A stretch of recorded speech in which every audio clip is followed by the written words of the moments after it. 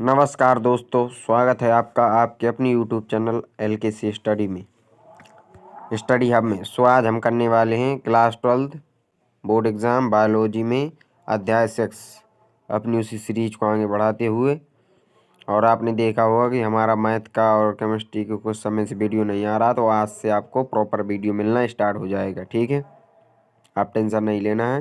Board exam के पहले हम पूरा सिलेबस इसी इम्पोर्टेंट क्वेश्चन के साथ ख़त्म कर देंगे आपका। तो आप हमारे चैनल को सब्सक्राइब कर लीजिए यदि आप नए हैं तो। और चलते हैं वीडियो की तरफ, वीडियो के अंत तक बने रहिएगा। क्वेश्चन नंबर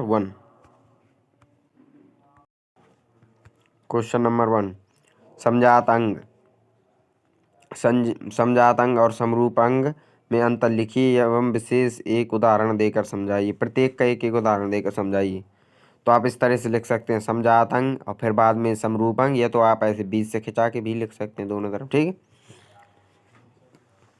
तो वे अंग, समजात अंग वे अंग जिनकी उत्पत्ति समान होती है परंतु जो कार्य है वो भिन्न भिन्न होता है। अंग की उत्पत्ति तो समान हो, मतलब कोई भी अंग हो उनकी उत्पत्ति समान तरीके से हो, लेकिन जो काम करने की तरीका हो वो भिन्न भिन्न हो, अर्थात परंतु कार्य भिन्न भिन्न होते हैं। उसे क्या कहते हैं? वैसे समजात अंग कहते हैं। उदाहरण मनुष्य के हाथ और व्हेल के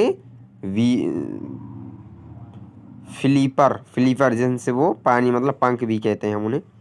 समरूप अंग वे अंग जिनके कार्य समान होते हैं परंतु उत्पत्ति भिन्न भिन्न होती है, उन्हें क्या कहते हैं? समरूप अंग कहते हैं। जो उदाहरण के लिए पंख, तितली के पंख, पक्षियों के पंख। देखो तितली के पंख ओढ़ने का, वो पक्षी के पंख, इनके कार्य क्या है? समान है, लेकिन इनकी उत्पत्ति भिन्न भिन्न होती है। ठीक है, चलते हैं अगले क्वेश्चन की तरफ।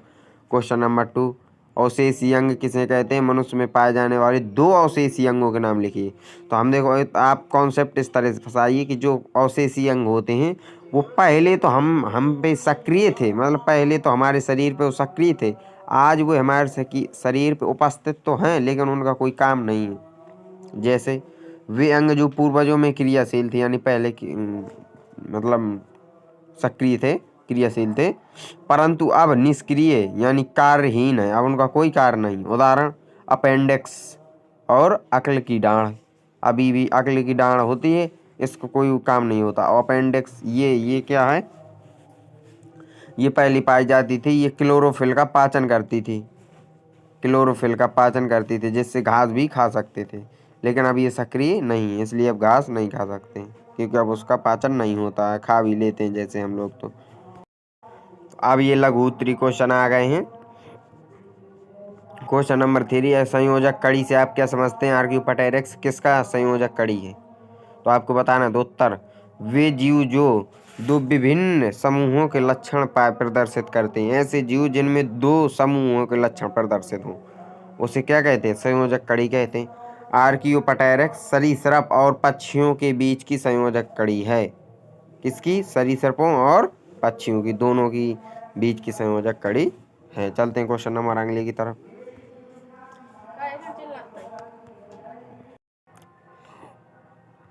समजात अंग और समरूप अंग में अंतर लिखिए।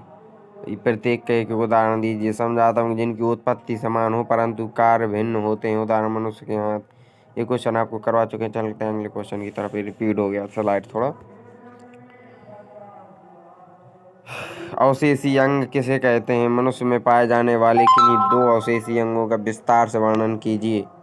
परिभाषा वे अंग जो हमारे पूर्वजों में पूर्ण रूप से विकसित और क्रियाशील थे परंतु विकास के क्रम में वातावरणीय परिवर्तन या उपयोग न होने के कारण अब वे हमारे शरीर में छोटे, हाशित और निष्क्रिय कार्यहीन रूप में पाए जाते हैं, अवशेषीय अंग कहलाते हैं। ये जैव विकास का एक महत्वपूर्ण प्रमाण है। मनुष्यों में प्रमुख अवशेषीय अंग क्रमिक रूप परिशेषिका, यह बड़ी आंत और छोटी आंत के जोड़ पर पाई जाने वाली एक उंगली नुमा संरचना है। हमारे शाकाहारी पूर्वजों में यह सेलुलोज के पाचन में सहायक थी, लेकिन भोजन में बदलाव यानी पका हुआ भोजन के कारण इसका कार्य समाप्त हो गया है। अब यह एक अवशेषीय अंग है। अक्ल की डाँड़, यह मुंह में सबसे ये मुख में सबसे अंत में निकली हुई तीसरी डाढ़ होती है। आदिमानव को कड़े और कच्चे भोजन को चबाने के लिए बड़े जबड़े और मजबूत डाढ़ों की आवश्यकता थी। समय के साथ भोजन नरम होता और जबड़ों का आकार छोटा हो गया, जिससे इन डाढ़ों के लिए स्थान कम हो गया है और ये अवशेषी हो गई हैं। प्रायः ये 17 से 25 वर्ष की आयु में निकलते हैं। ये नहीं सोचिए क्वेश्चन रिपीट नहीं, इसका मतलब है कि क्वेश्चन बहुत पूछे जाते हैं। ये एमसीक्यू आपको लॉन्ग आंसर में पूछ सकते हैं, शॉर्ट आंसर में पूछ सकते हैं, तो इसका मतलब थोड़ी तो आपको इसमें देखिए इनका उसमें आपको केवल ये बताया गया था कि अपेंडिक्स होती, इसमें उसकी जब वो 5 नंबर में आ गया तो उसके अंदर का भी तो लिखना पड़ेगा कि अपेंडिक्स होती क्या है। ठीक है, तो इसलिए सभी को तैयार करना पूरा ओरिएंटेड कंटेंट है, इससे बाहर कुछ नहीं पढ़ना है। ठीक है, चलते हैं अगले क्वेश्चन की तरफ। क्वेश्चन नंबर 3, हार्डी-वीनबर्ग का सिद्धांत क्या है, इसके समीकरण को लिखिए। तो हार्डी-वीनबर्ग का सिद्धांत बताना है आपको।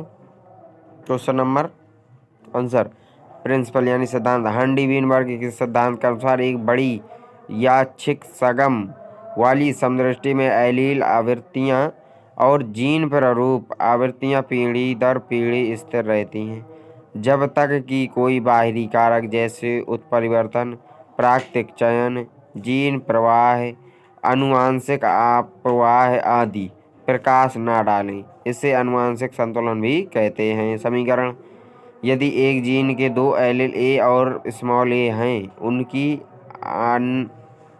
उनकी आवृत्तियां क्रमशः क्यू पी और क्यू हैं, तो पी प्लस क्यू बराबर 1। हार्डी-वीनबर्ग समीकरण है P square plus 2pq plus Q square बराबर 1, जहाँ पी स्क्वायर समयुग्मी प्रभाव ए यानी कैपिटल ए की आवृत्ति और स्मॉल क्यू स्क्वायर समयुग्मजी अप्रभावी यानी स्मॉल ए की आवृत्ति और 2pq विषमयुग्मजी यानी कैपिटल ए और स्मॉल ए की आकृति।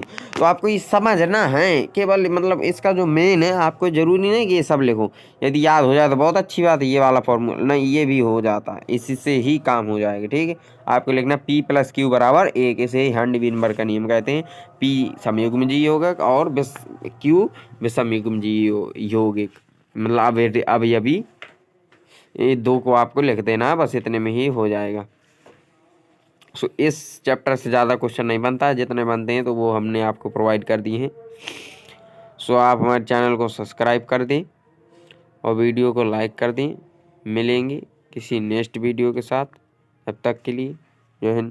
और अगली किसी भी सब्जेक्ट का यदि आपको देखना है तो चैनल पर जाके ज़रूर देखें, क्योंकि हमने उसमें आपको लिए चलाई हुई है सीरीज, तो सभी चैप्टर के डले हुए हैं। और बायोलॉजी के स्पेशल जो डायग्राम वीडियो वो ज़रूर देखें, क्योंकि डायग्राम बहुत ही इम्पोर्टेंट है किसी भी चैप्टर का। तो हमने ऑल चैप्टर का आपके लिए प्रोवाइड कर दिया, तो आप उसमें जाकर ज़रूर से ज़रूर देख लें। मिलेंगे अगले वीडियो में।